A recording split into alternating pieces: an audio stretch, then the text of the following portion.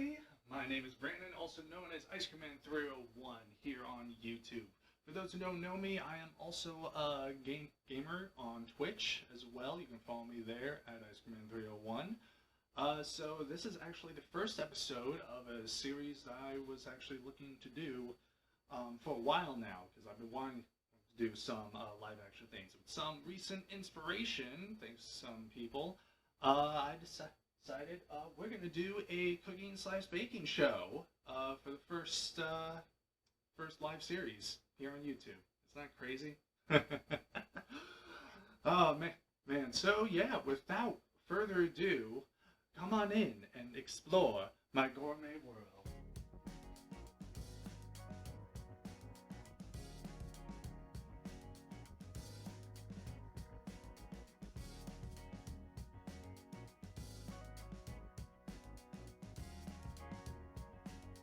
Cake cookies. They are so easy to make, and yet they are just so good. They just texturally, they are so like perfectly soft, like, because I'm a huge fan of soft cookies. With these ones that give out a bit of crunch, I don't know, it's just not enjoyable to me. Soft cookies are like super inviting. You take a bite and just feel warm and cozy inside. For me, that's what cookies are supposed to be like. Especially when they just come out of the oven. I don't mind a bit of crunch on the outside, but if we want soft cookies, this is actually for you. Alright, so here is everything that you need for these cake cookies. First we need your choice of cake mix. It will be anything, any kind of cake mix. But for right now we're going with a red velvet and a triple chocolate. Red velvet I have made before. It was actually the first cookie that I made using this recipe, and the triple chocolate, honestly, I made cupcakes with them, so I kind of want to see how they're like in cookie form. So all you need is the mixes. For each one you need 2 eggs, just 2, not the usual 3, and you need about 1/3 to 1/2 of a cup of vegetable oil. Now, the reason why I'm actually saying 1/3 to 1/2 of a cup is actually really depending on the recipe it says on the cake mix box. Because some of them have 1/3, some of them have 1/2. So really, if you really want to try to guesstimate, I would say start with 1/3 of a cup, and then if the mixture doesn't seem that right, then do your best to kind of guesstimate the amount more that you need for half a cup. Now the last ingredient is actually optional for those who want to really fancy up their cookies here, and that is a cup of whatever kind of neat thing you want here. So for the red velvet here, we got about a cup of white chocolate chips. For the triple chocolate, we have about a cup of peanut butter chips. You know, give me some pizzazz. So as you can see, it's pretty much is following the recipe on the back of the cake box. It's just no water, 1 less egg, and equal to / maybe less of what it says for the vegetable oil. In other words, the first. Alright, so all you want to do now is just mix all these together.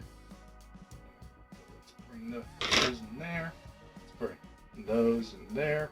Do you like my double way of doing this right now? Because I'm honestly surprised I'm doing it this way.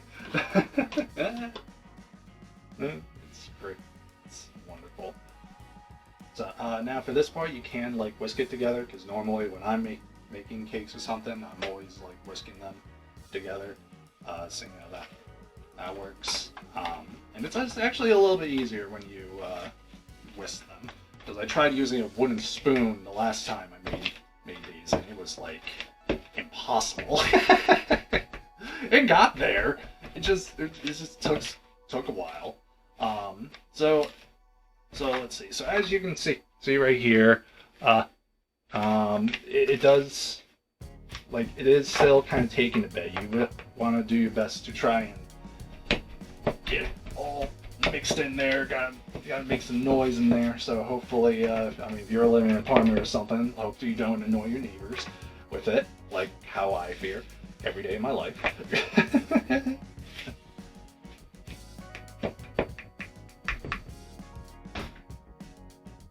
So, might as well,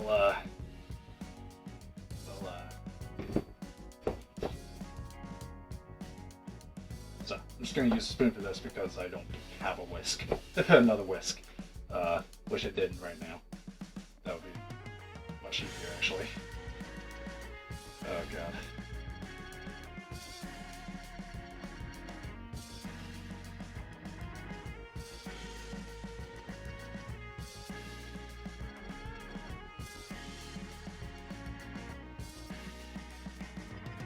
Now you see here, when it's done mixed together, you see there's a bit of like a gloss kind of texture, and that's really what you want to have. Now we're gonna take the white chocolate chips and peanut butter chips and put them into them and stir them well. Now some pieces won't fully stick to the batter, but really you just do your best with what's there.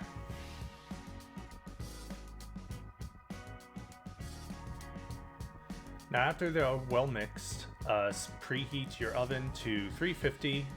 You can get the biggest baking pan that you have, or perhaps even get at least 2 smaller pans, and be sure to line them with parchment paper. Now, I know some people aren't as fancy as I am and have parchment paper. So if you don't have parchment paper, then you can basically, here's a little trick. Grab some aluminum foil and don't get it stuck like I did right there.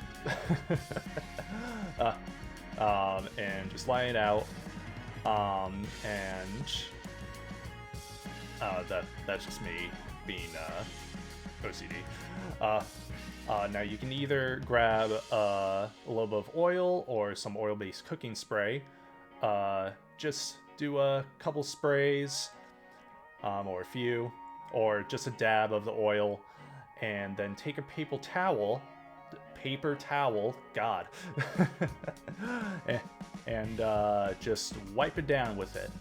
Because you see, there's already you already have enough oil in the cookies. You don't want to over oil them, basically the base, or else they'll be way too like soft and mushy kind of feel. So you just want enough to just grease the foil part. Alright, so because I'm a perfectionist, I'm going to use parchment paper for this. Now, what you want to do is take a tablespoon, because each cookie should be the size of 2 tablespoons.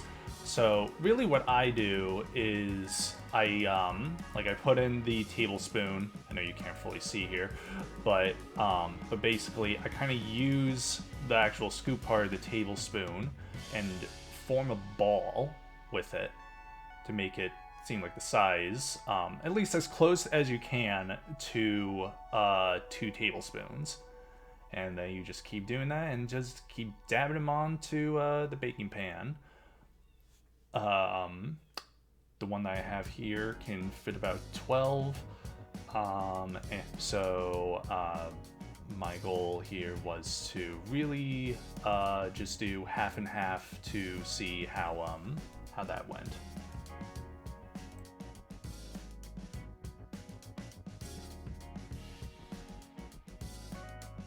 Now once you're done with that and your oven's preheated, pop them in and you will be waiting for about 11 to 12 minutes.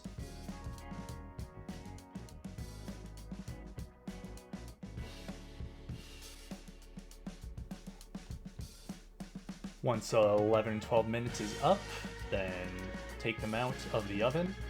Now, when you see them, as you can see here, they're a little like rounded out on the top. That is actually normal. Don't worry about that because you're gonna, when you take them out, you're gonna leave them for about 5 minutes on the rack. With that time, it'll actually end up flattening out a lot more. Then once you're done with that, you can either put them on another tray or on a wired rack for them to cool for at least another 10 minutes.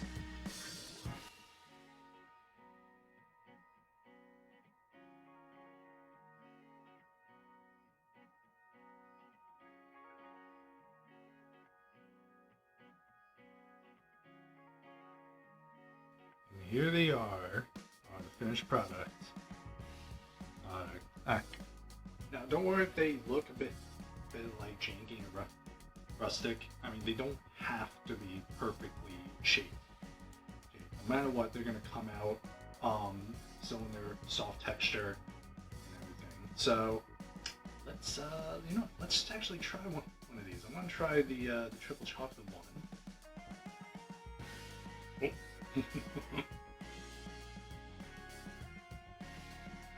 Oh. That's actually like a Reese's Pieces in cookie form. That's actually really cool. Yeah. I mean, this is actually my first time making the triple chocolate with the Reese's Pieces, so. I don't know if you can see that, but it's not. See that? How it's not like crumbly or anything. It's all soft. It still keeps its form. Love it. Is it red velvet? I love these things.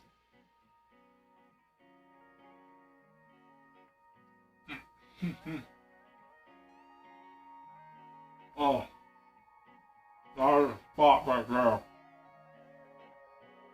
Oh,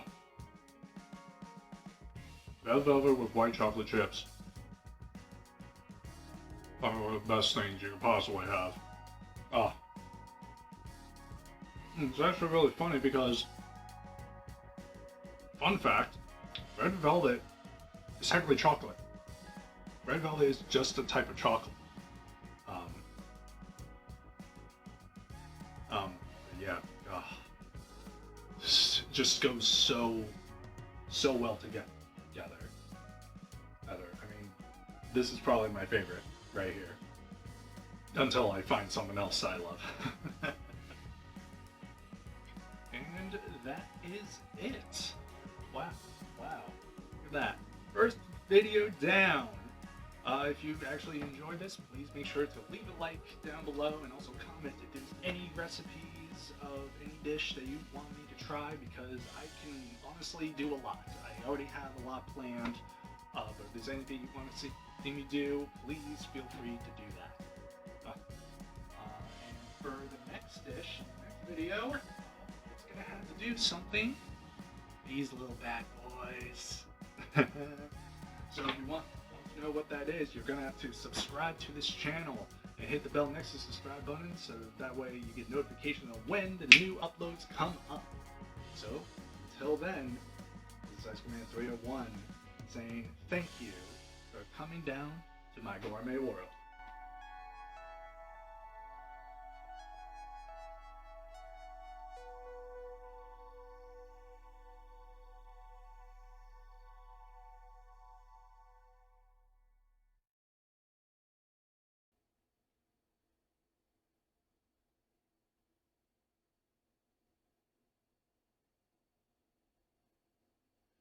Get away from those cookies!